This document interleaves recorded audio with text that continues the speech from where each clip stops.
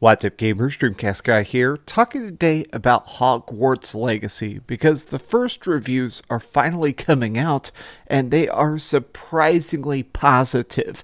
Some glowing reviews from pretty much all the major critics. Every single website across the globe seems to love this game, and I have to admit, I'm kind of surprised by this. It's not that the trailers looked bad or that the marketing campaign was lackluster, but it seems like this game is probably going to end up being the highest selling project in all of 2023. But I wanted to take a look at some of the reviews and some of the conversation and controversy around this project that technically isn't even out yet. Hope you're having a great day. If you could like this video and subscribe if you haven't already, I'm actually about to get a big oral surgery here in 2 hours. So I wanted to talk about some good games right before I have some extreme pain. So starting off, we're over here on Metacritic.com.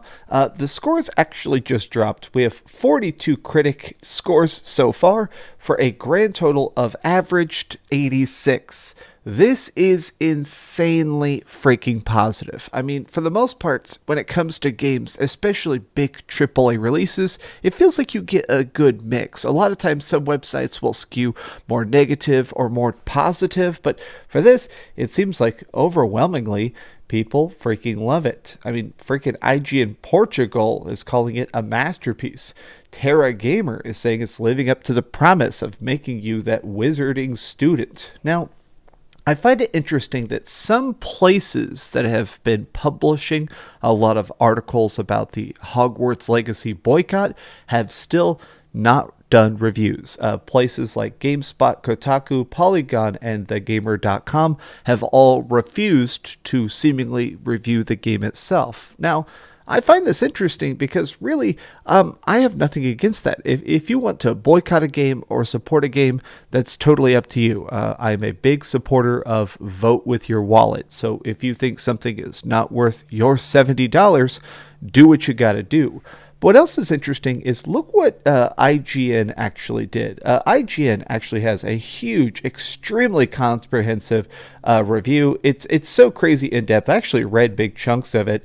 And it really does just go through every single aspect of gameplay, exploration, graphics, but they did put a little disclosure here in the middle because even if you want to try and avoid thinking about it, the creator of Harry Potter is a weirdo. She definitely has a lot of weird comments about transgender people, and they basically said that thankfully, it looks like this game is not freaking full of that crap. I was a little bit, I'm just glad that this is just on its own. It stands on its own as a fantastic game by Avalanche. Pretty freaking great. Now, what I wanted to look at specifically, though, is this is the most negative review I could find. And even it is very, very positive, which I feel like is a testament to apparently the quality of freaking a Harry Potter game. Here it is. Hogwarts Legacy tries to do too much all at once. Now, this sounds very harsh as a title, but going through the actual review, it seems like this dude kind of loved it. Hogwarts Legacy struggles to balance authenticity against the acceleration of its action, though it does a fine job of concealing a tension between its overlapping role-playing, open-world, action-adventure systems. Standing beside the Great Lake, gazing up at the Hogwarts School of Witchcraft and Wizardry is undeniably awe-inspiring, as is sweeping the valleys surrounding Hogsmeade by broomstick, catching but a glimpse of its many turrets and towers piercing a starry sky. I guess I'm just so blown away by how great this game looks. It's more than just a tech demo, but when I see random bits of gameplay, like this is a review posted by God is a Geek, let me full screen this. This just, from a visual perspective, man, I think this just looks absolutely bonkers. Let me skip ahead to some combat. Look at this. I mean, it seems a little basic. From the outside, it looks a little basic just because, honestly, I still obviously have not played it yet. But the way that you sort of try and apparently cast spells, try and defend yourself. Oh, there's little challenges and stuff. Cool. man, even your characters' like clothes look so hyper realistic. It's insane. Oh, so you're doing pool spells and stuff. So, man, it's a very modern game. I'm impressed by how much they're managing to do this right, especially by the Harry Potter fans. Going into the reviews for this game, I was perhaps most concerned about the idea of this relying too heavily on nostalgia. It does feel like a lot of games, if they're established in a classic, awesome franchise, they really try and do a bunch of remember this classic spot? Oh, remember this location? Apparently, they do a good job of making this not just nostalgia.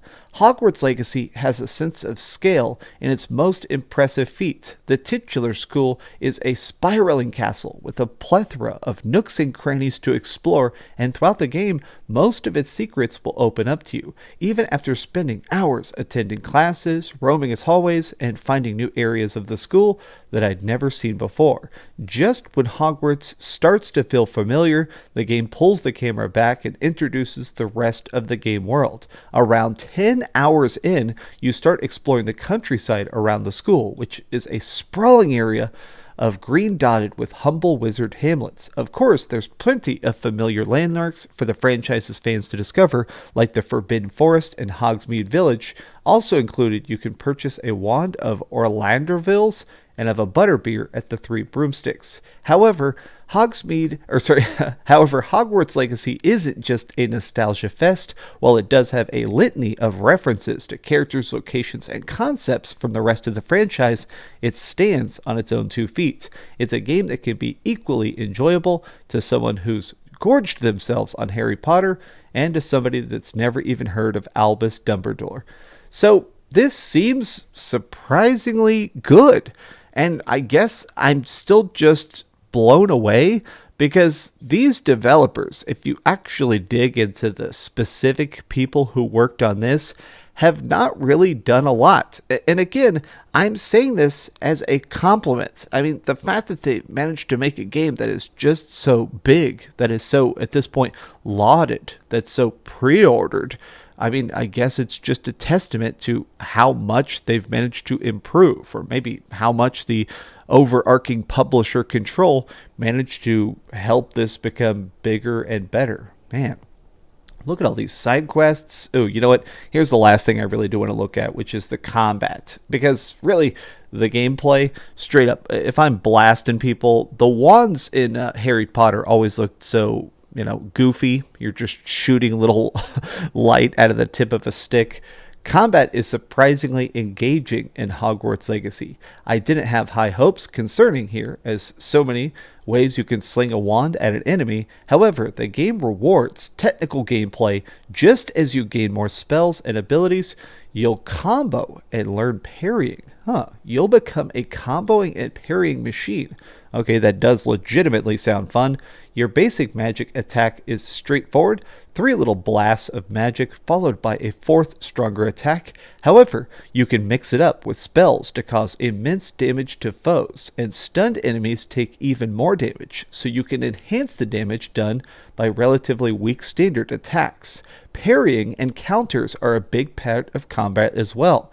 You'll have the ability to deploy magical shields around yourself that can deflect most attacks. By timing this right, you can automatically counter by casting Stupefy, which temporarily stuns an enemy, and follow it with a volley of your own. So it almost sounds sort of timing based. Like just hearing it, it seems like maybe it's more about trying to constantly watch for enemies, react, pivot, and we have seen that little bit of an action roll.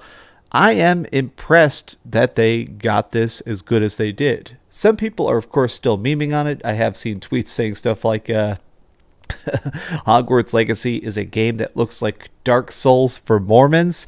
There is, of course, a ton of people still saying that they are going to boycott it.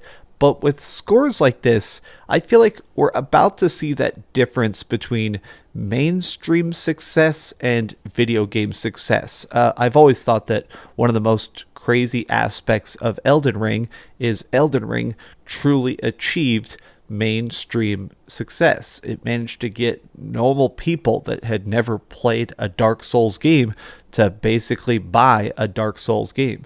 This is one of those projects that normies are going to eat up. I think a lot of hardcore gamers are going to pick it up as well, but this is one of those projects that's just going to probably keep exploding in popularity all year long. Personally, I'm still not buying it. I may pick it up at some point, and I don't mean to hate on it. The last couple Harry Potter universe movies, those Fantastic Beasts films, and even some of the books, I just really didn't care for them. The ability to fly around on your boomstick and do Quidditch and stuff does seem great. I'll probably pick this up on a sale. Not even because I think it's bad, but just because, honestly, I'm playing other games right now for review. When I get to this, though, I bet it's going to be a very good time. What do you think about Harry Potter? What do you think about Hogwarts Legacy? Tell me your thoughts in the comments down below. And if you enjoyed this video, give it a big old thumbs up, share with your friends, and subscribe if you haven't already. And please keep dreaming. All right, time to go to the dentist. I'm so scared. I'll be honest. I hate the dentist more than anything in the universe. But you know what? Being an adult is about doing scary things. They're gonna remove my broken teeth. And I have no back teeth. I have these broken shards. They're going to remove them. Oh, God, it's going to suck. I'm filming this video at freaking 6 a.m.